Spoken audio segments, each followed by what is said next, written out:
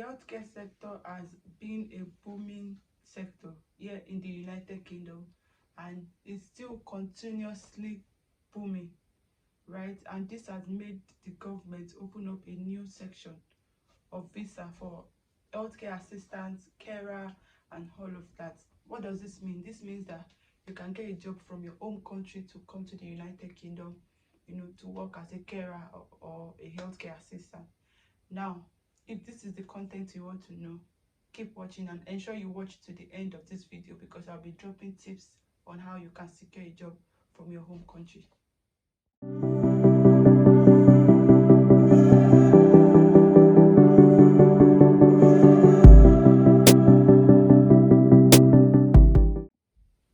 Hi guys, welcome back to our channel, and I'm Beams, right? Thank you so much for the love, for the subscription, for the views and everything. Like, it really gladdens my heart, and I'm really appreciative of it. Thank you. If you're watching this video and you're here to subscribe, come on, what are you waiting for? It's free to subscribe. It doesn't cost anything. It's just basically 2 seconds. So please subscribe to our channel. We have amazing content coming up. If you know me, you know that I'm information plug, so please subscribe. You will not regret it. So let's go to the topic of today. What are we talking about today? We're talking about health and care visa, right?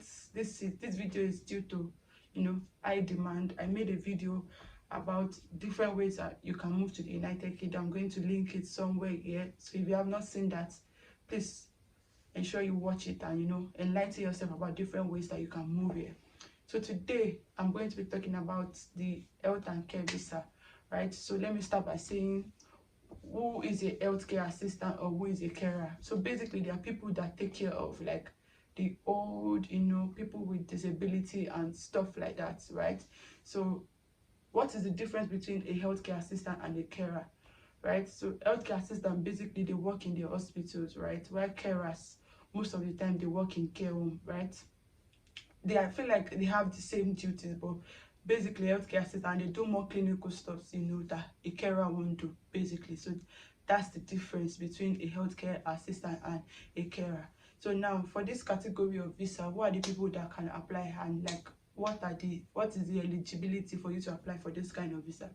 Who are people that can apply? Anybody can apply. Even if you studied accounting, you studied whatever it may be, anybody can apply. And also, if you don't have a BSc, like you didn't go to university, you can also apply. This visa is so rich that it allows for anybody to apply, right? So anybody can apply. So what is the eligibility for you to apply for this visa?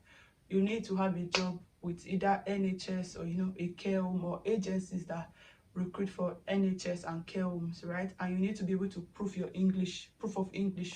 Those are the two eligible criteria for you to be able to apply for this visa, right? So once you need to get a job, like I said, with NHS or care home, and these people, they should be able to sponsor you. What do you mean by sponsor? So they write to the Home Office. Home Office are the one in charge of the UK visas and immigration, right? So they write to them and they tell them that, oh, we are so sponsor of this person, and it is because of us this person is coming to the country, blah blah blah blah blah. So that's what sponsorship means, basically. So they need to have that certificate, because it's not all companies that have that certificate, so they need to have that certificate. So if you're applying for a job, you see it on the company's website if they are able to provide sponsorship or not. So that's how you are eligible for this visa. So now, how much does this visa cost? Like I said before in my previous video, it costs about £232 for 3 years visa and £464 for 5 years visa. Now, the interesting thing about this visa is also that they took out IHS fee. Now, what is IHS fee? IHS simply means immigration healthcare surcharge.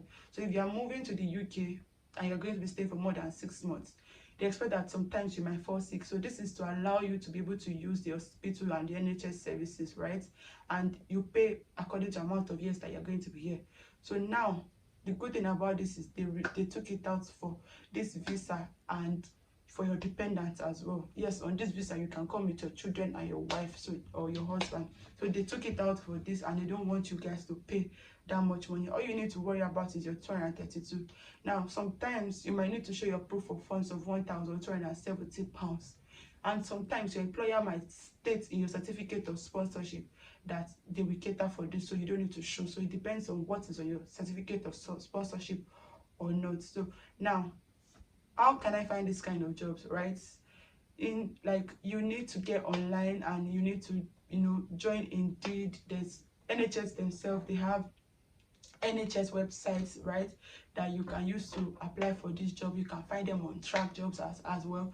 I'm going to drop all the links to these websites or these apps to in my description box rather. So yeah, you can find them on Indeed. Me particularly, I love Indeed because you just need to search.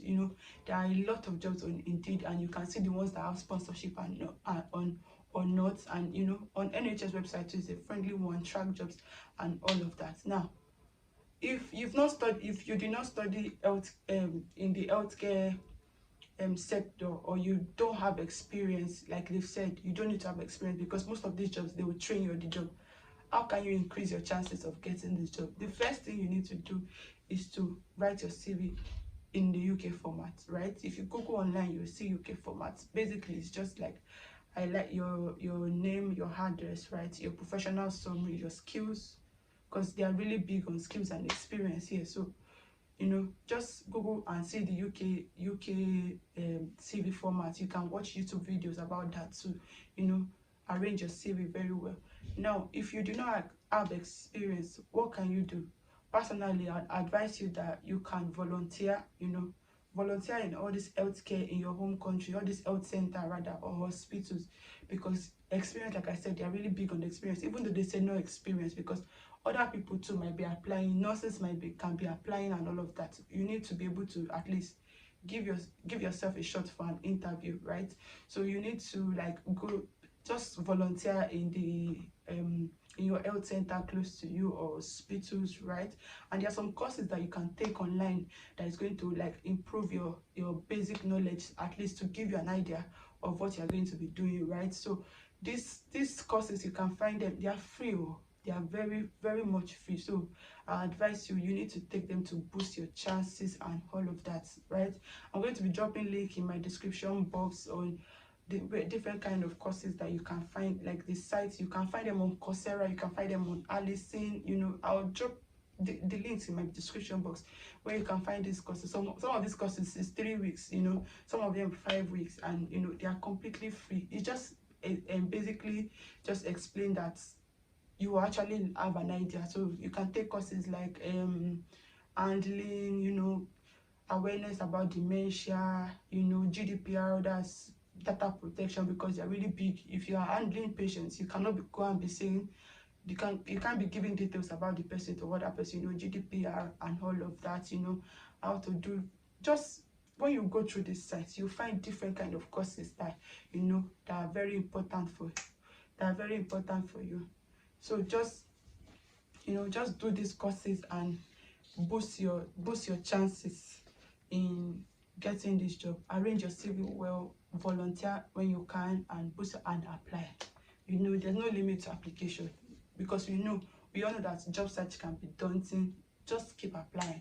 And I also advise that when you're applying, you can look for on Indeed specifically, you can put location where you want to put. Please avoid London, because we all know London is very competitive. So look for all these small counties and different places that shall know London, that the competition is not as high as London, you understand. Look for them and apply there.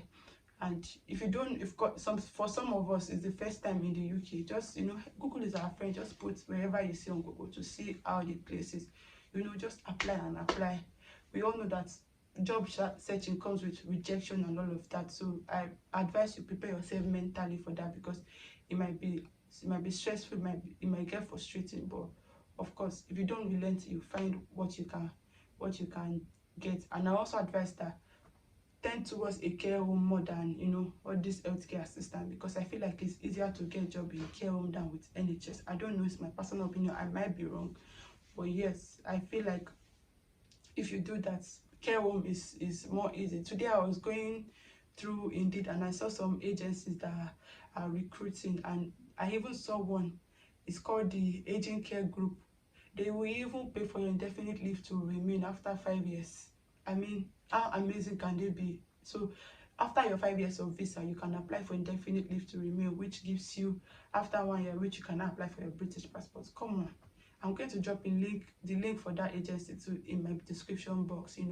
I saw Enna Care Group. Those ones, they provide living care. So what does living care mean? Living care basically means you'll be living with your clients, right? But of course, when they'll give you the hours that you work, you can go out after your work hours. You can do whatever you like, So just try and polish your CV, do these courses, volunteer when you can, and just apply. There's no limit to application, whatever you see. And please, before you apply, read the description of the job very well. Read it very well, I beg you. Because some of them, they might be asking for full driver's license. Don't go and apply for a job that you don't stand a chance because you don't have full UK driver's license. So please, just ensure that you read very well before you apply. And beware of agencies, because I know that some agencies can be we know what we're talking about. So when an agency is telling you do this by, cut this by, they are not UK VIO. So the requirement is very easy. Get a job with either the care home or NHS that can sponsor you and prove your English, right? Like I said, you can prove your English through IELTS or through NARIC, right? NARIC now is now ECCTIS. So if you are a university graduate, you can convert your Nigerian or wherever you are from certificates to UK standard. This is to show that yes, you can prove English. So for alternative for IELTS, that is an alternative. But if you didn't go to university, you're going to have to write IELTS. And trust me, the band is very low, very, very low. It's band 4. So I believe anybody can get that. So that's basically all you need to do to be able to get a job as a healthcare assistant or a carer, right? So I want to believe that these tips that I've shared, so let me just go through these tips again. Like I said, when you're applying, leave London out of your application because London is very competitive. Take 1 or 2 courses such as basic life support, infection control. Like I said, I'm going to drop the link in the description box. Now, volunteer in all these health centers or hospitals, you understand, because sometimes that experience might push your CV up there. Read the job description well before applying. Don't waste your time, please, I beg you. Apply, apply, apply. There's no limit to application. Please, it's free. Apply. Just keep applying. The one will come. And then you make sure that your CV is in UK format. Then, like I said before, apply to more care home than NHS because I feel like it will be easier that way. So those are the 7 tips that I have. Sorry, those are the 7 tips that I have that I believe that with this, if you could do this, consistency is key. Before you know it, while you're applying, you're doing your courses and all of that. So do 1 or 2, 3, however you can apply. So, and also before I go, I also want to say this: if you know any auxiliary nurse, we know what we call auxiliary nurses in Nigeria. This is their short though. Nurses can also apply for healthcare assistant, but please, when you're applying, don't put that you're a nurse on your CV because obviously a nurse is above a healthcare assistant. So please pocket that nurse, right? And just find a way to describe your job description and all of that. Auxiliary nurses, this is your shot to move to the abroad, and the government have made it easy. The salary band is 20,000, like a little below 20,500, which makes it really achievable for anybody. 20,500 in a year, come on. That's very, very good. The salary band is not high, that will make it difficult. So yeah, like I said, if you follow all these tips, I believe that you definitely land your job. All the links that you need will be in my description box, and please like, share and subscribe to our channel because we're here for your information plug. So please like, share and subscribe.